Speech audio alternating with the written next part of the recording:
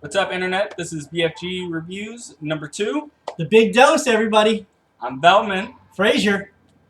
Let's get to it. All right. So our first topic of the day is Our only topic for today. Xbox. 1. Xbone. X-Block? X-Brick.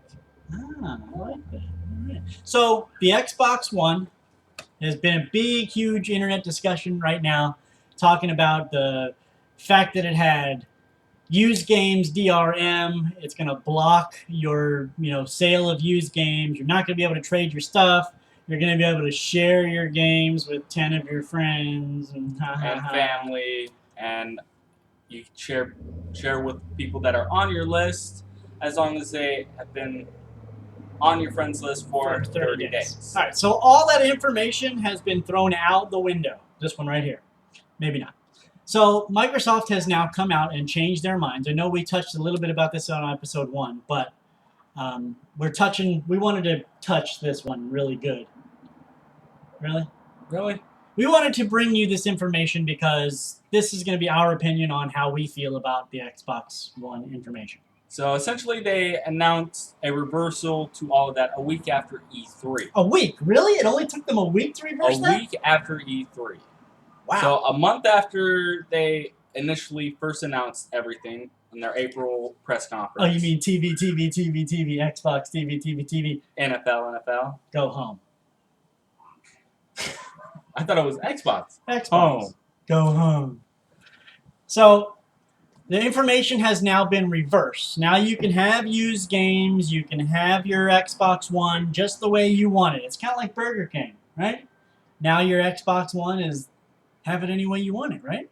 No, not quite. Not quite. Because now it's essentially a higher definition graphics Xbox 360, really. I mean, yeah, everything we have on the Xbox 360 was things that people wanted. Nobody wanted to change. Sometimes change is bad, Microsoft. This is one of those times. Except if you know how to do it. But we'll touch that in our subject matter a little later on in the episode. Sorry. Really? So, let's move on. Talk about the favorite peripheral of everybody, the Kinect 2.0. My fucking favorite. I don't even own one. Oh, yeah. You do. Oh, yeah. It's right over there. Sorry.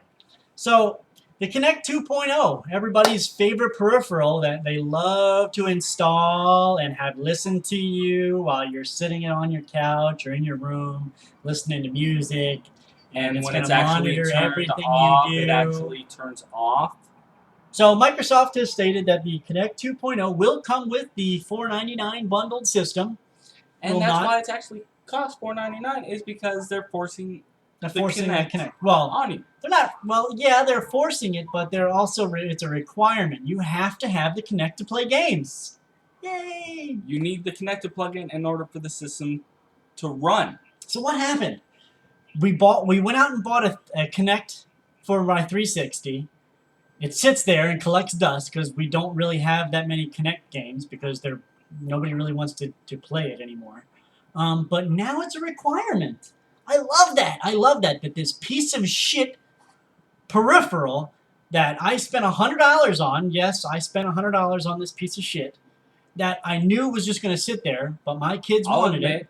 I spent $100 on it myself, but that was for my niece and nephew. They're young, dumb, and full of spunk. So, yeah, really talking about my niece and nephew like that. Oh my god. So, I have a Kinect 1, and we don't use it at all. I'm not really sorry for that. I mean, I feel bad for my wallet because I spent $100 on the piece of shit, but it wasn't really necessary. I didn't have to go and buy it. I didn't have to. My kids wanted it. I got it for them, and they played it. Sometimes they don't really play it anymore, so it's not a big deal. And what was the main game that they wanted for? Dance Central. So anyway, we're getting off topic here. I own a Kinect. He doesn't. It wasn't required for the 360. That's what I'm trying to say. It was not a requirement. They started coming out with Kinect games, right?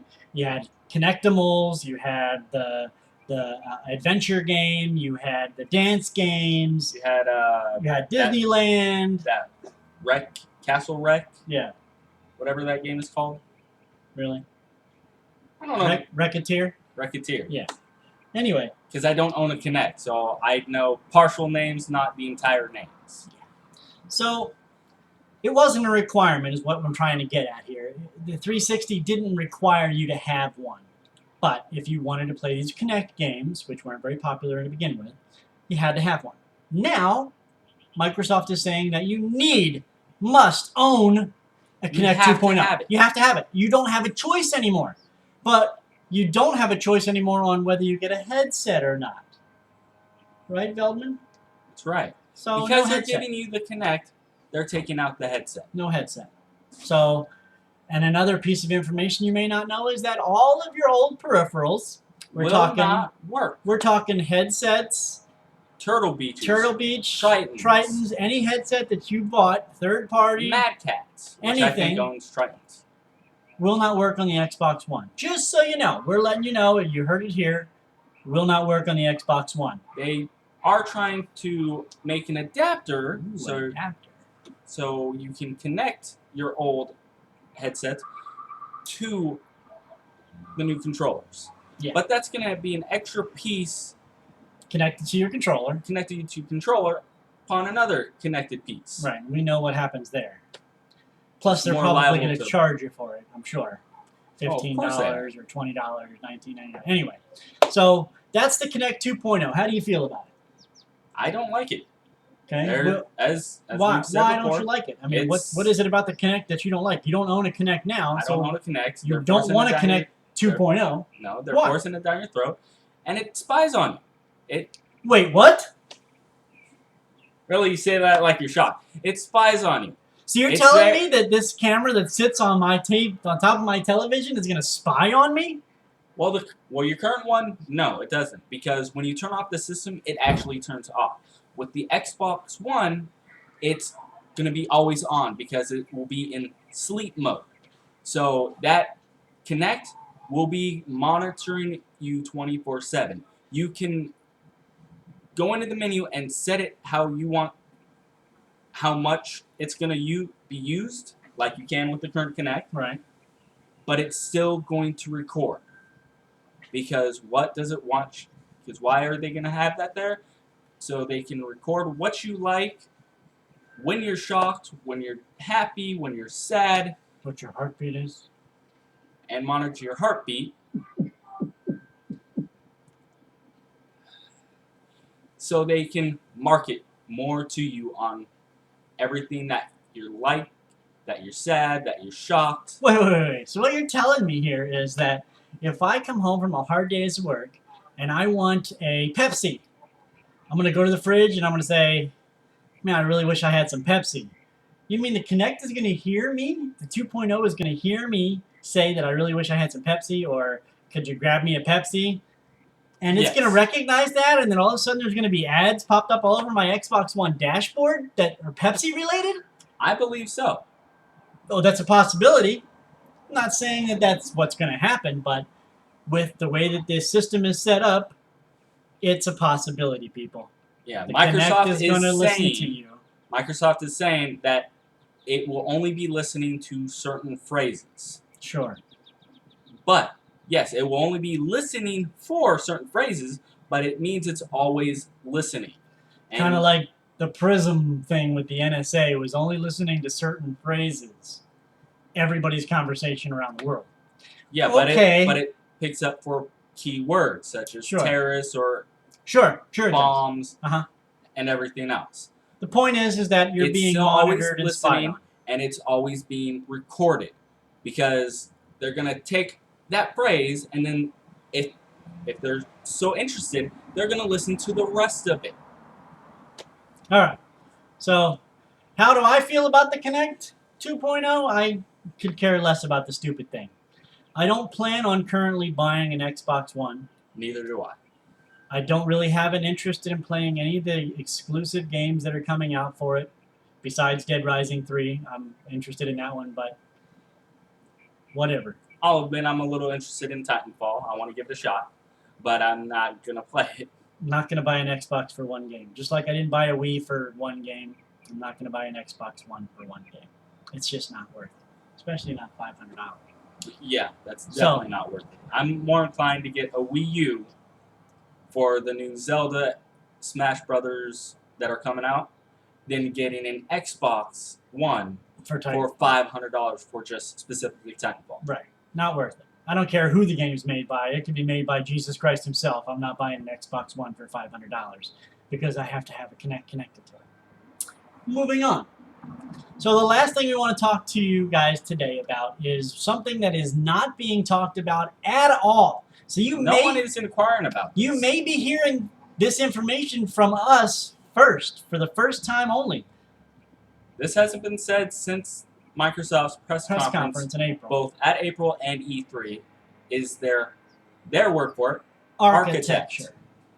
Their architecture on the Xbox One is not really being talked about. Now, why would that be, Veldman? Why do you think that nobody's really questioning Microsoft on the architecture? Maybe nobody cares? Nobody cares, or they don't want them, or the higher ups don't want them to? Well, I don't know. I mean, Microsoft, during their press conference in April and during E3, were questioned about several Xbox One, classifications or clarifications on Microsoft the systems. Is going, no, we're not going to talk to any reporters because they know they're going to get hassled by this, and they don't want to talk to anyone. They canceled several of their meetings with journalists at E3 journalists because they knew that they were going to be asked difficult questions that they weren't going to be able to answer or to have no answer for. Or they did not want to answer. Right. So they put out a statement, completely written and emailed and put out on the internet for everyone. And that was about it from Microsoft. They didn't want to talk to you about, or they didn't want you to know about certain things about their system. The marketing, the Kinect, listening to you. They got some bad publicity, okay? But the one thing that no one's really talking about is the architecture. No one really knows anything about the way that the system is built. The only thing that they initially said was the architecture for the Xbox One is incompatible with the Xbox 360. Now, what does that mean? What does that mean? It's incompatible. So everything that you own for DLC-wise, everything that you downloaded, such as State of Decay, Minecraft, Castle Crashers, you cannot transfer that to the Xbox One. You've bought it, you owned it, it's yours. It's yours. It's yours. Xbox knows you had it. You can look at your transaction history. Yes, Microsoft.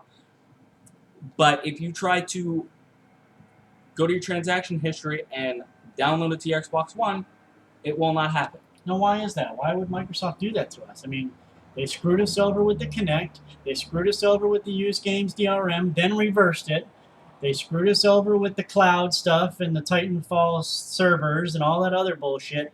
Why would they do that to us too? Why would they say, oh, you buy a bunch of games on the Xbox 360, but we're not going to allow you to use them on the new console? It's all about this. Rubbing your fingers? Is that the world's smallest violin? No, that's what they're probably doing with us, but they still changed the used games DRM back. Yeah. No. Which some people all about the money. Upset. It's all about the Benjamins, baby. They're doing that, so you have to rebuy everything. Now, that has not been confirmed, so this is just our statement to everyone. But they're not saying, but that is implied. That's basically what they're getting at, because the one game that they said was coming to the Xbox One was Minecraft. Now, Notch was talked to, the what is he, the CEO, president of Mojang Studios. Yep, he's basically the guy that everybody knows is the Minecraft guy with the fedora. Okay, Notch knows his stuff, and he's basically put up a fight against Microsoft, saying that I don't think so. Microsoft wanted to. Well, no. He put up a fight against the PC version. He made a version of Minecraft using Java for PCs, but Microsoft went to him when they came out with Windows 8 to change it. Right, they wanted it being compatible with Windows 8, and he said no. No. Why? Because it's an open source game. Right. He allows modding. He supports it because he likes to see what people can do with your game, right? Kind of like Gary's mod for Half-Life. No, and there's Feed the Beast mod for Minecraft on the PC, which is a combination of different mods, but is now on a current Minecraft update on the PC. So they took some of those mods and now it's in an official game or part of the game. So tell us what you think, people. There's some information out there now. If you like what you hear from us, let us know. Please comment. If you like what we have to say and you like our witty banter back and forth between us, subscribe to our channel. We also have a Facebook page now, so like us on Facebook if you want. It's BFGRewiews on Facebook. BFGRewiews on Facebook. Yep, search us up and you'll find it. That's pretty much the episode number dose for BFG Reviews. I'm Frazier. I'm Feldman. We're out. Peace out.